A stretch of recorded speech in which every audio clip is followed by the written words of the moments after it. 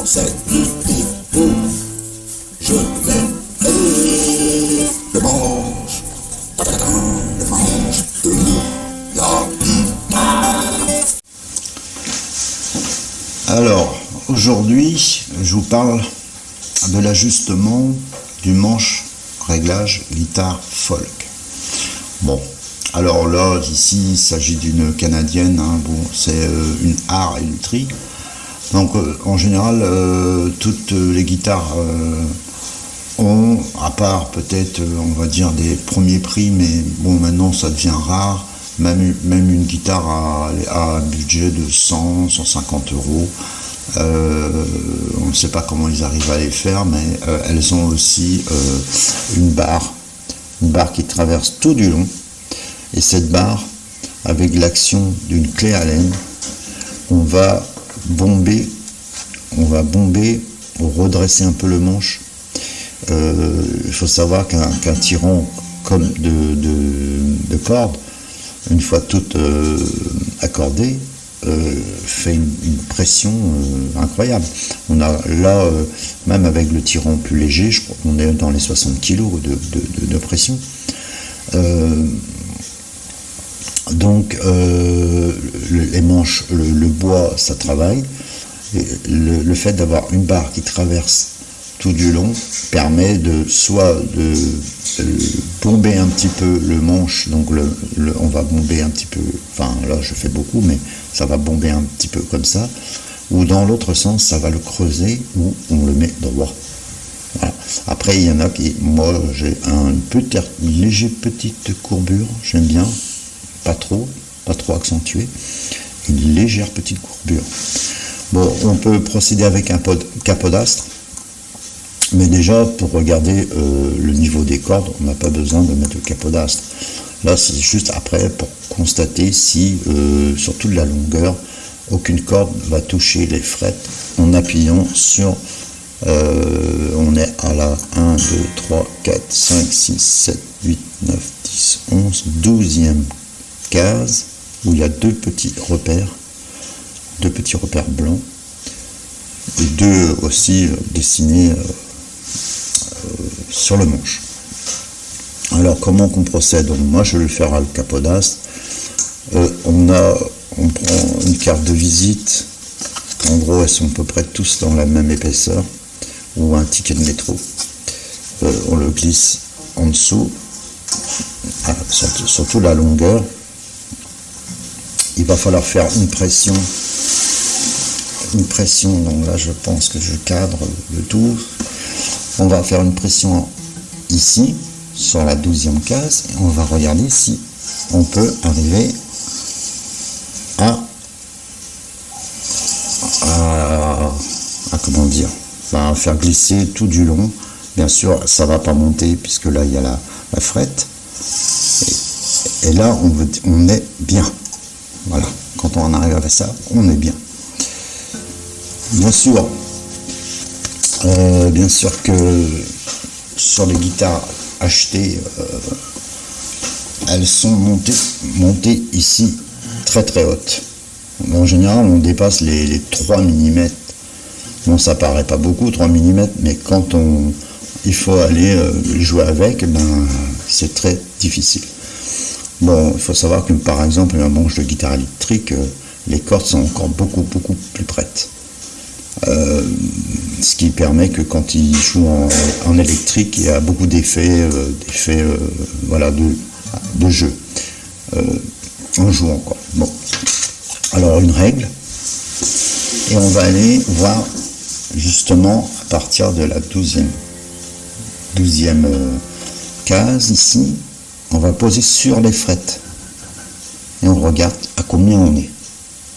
Bon, alors moi, n'allez pas regarder au-dessus de la corde, hein. Allez regarder en dessous. Donc en dessous, je suis à 0, 1, 2, je suis à 2,5 on va dire. Ouais. Je suis pas tout à fait à 3. Je suis à 2,5 pour le mi grave et le mi aigu. Ouais, ben, je suis à 2 avec mes yeux, je vois pas bien. Alors je suis à peu près pareil, 2,5 quoi. Faut vraiment pas trop aller en dessous. J'ai vu que sur des Martines, ils étaient à 1,75. C'est moins de 2 mm quoi, en aigu. Voilà. Bon, après, je pense que quand on est à 2, alors 0, 1, 2, 2, 3, on se rapproche du 3 quoi en fait, 3 mm. Voilà. Donc si vous avez une action qui est super haute dès le départ, vous allez avoir des difficultés à progresser, et ça va être galère, ça va tirer encore plus sur les doigts. Plus se rapproche, plus facile ce sera à jouer avec la guitare. Donc, la clé Allen basique, on a différents réglages de tige. Je ne vais pas prononcer le mot en anglais, Trunhust ou je sais pas quoi. Bon bref, on va parler français. Bon, ici, sur certaines, il y a un petit capot là, triangle, avec des petites vis. Soigneusement, on les enlève et on tourne. Si on tourne de ce sens, je vais faire l'action de ce sens-là, on va donc bomber un petit peu le manche. Si on tourne dans l'autre sens, on va le creuser ou on va le mettre droit. Il faut le faire avec les cordes, puisque bon, le bois il travaille et on réaccorde, on laisse reposer un peu, on réaccorde à chaque fois et on vérifie un petit peu après ensuite l'ajustement quoi, la hauteur. Ben, pour celle-ci c'est à l'intérieur, ici. On glisse, on écarte un peu les cordes et puis on glisse et on fait l'action, on teste d'un côté, on teste de l'autre, on regarde la droiture après du manche en posant la guitare droite, on la pose droite et on regarde à vue d'œil si c'est à peu près droit. Mais bon, légèrement creusé, c'est très très bien aussi. Pas bien sûr une vague. Hein. Alors, et puis, comment on glisse la carte? On glisse la carte. Je vais essayer de mettre comme ça. On glisse la carte, on appuie sur la 12e case et on vérifie que tout ça passe. Parce que si ça coince quelque part, ça veut dire qu'il y aura une corde qui va être trop haute. Alors, il faut savoir que pour la guitare folk, ici au chevalet, c'est jamais droit à la même hauteur, hein. C'est déjà préparé quand même à faire une petite courbure. Alors, on va l'enlever, on va le poncer légèrement avec du papier de verre, on le repose, on met 2 cordes simplement, on les tend, on les accorde et on vérifie. On vérifie si on a réussi à descendre de quelques millimètres. Donc il faut y aller mollo quoi, il faut prendre son temps. Et puis voilà, vous avez un réglage gratos, parce que là, bon, vous comptez à peu près 55 euros grosso modo pour un réglage de la guitare. Donc je crois que j'ai fait le tour. Si vous avez des questions, mettez-les sous la vidéo. Si vous avez d'autres façons de procéder, mettez-les. Voilà. Donc voilà, c'est très très simple en fait. Il faut juste prendre le temps de le faire. Donc comme je vous dis, en général, elles sont accordées en magasin. Elles sont pas forcément. Certaines marques seront vraiment réglées. Il n'y aura rien à faire en fait.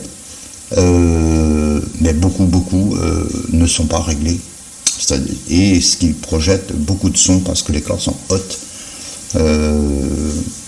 mais si c'est pas pratique pour jouer, si c'est vraiment injouable, Voilà.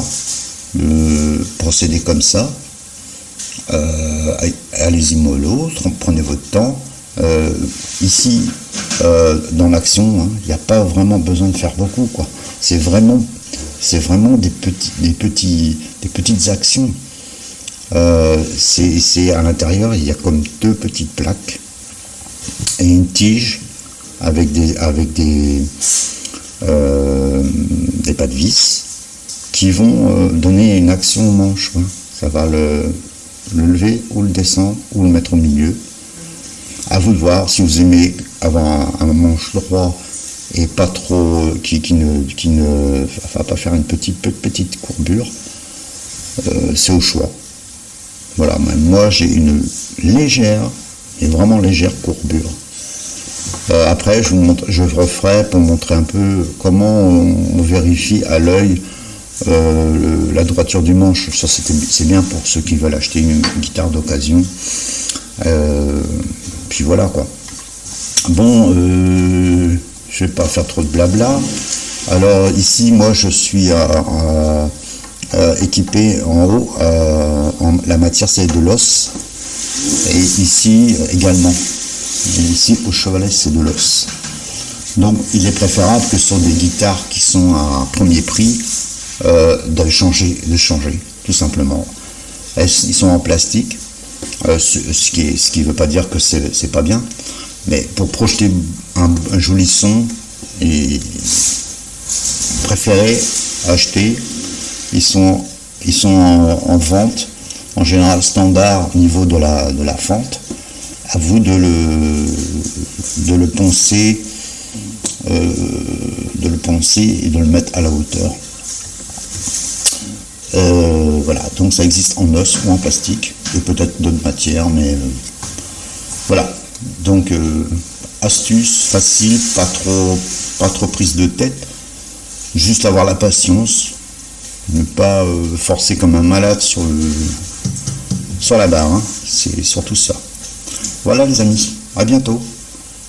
Et il y a le prisonnier qui s'évade.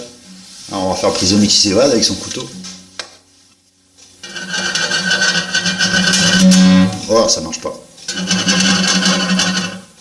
Non, c'est pas marrant. Hein. Il coupe un barreau. Bientôt ça va être nous qui vont couper des barreaux.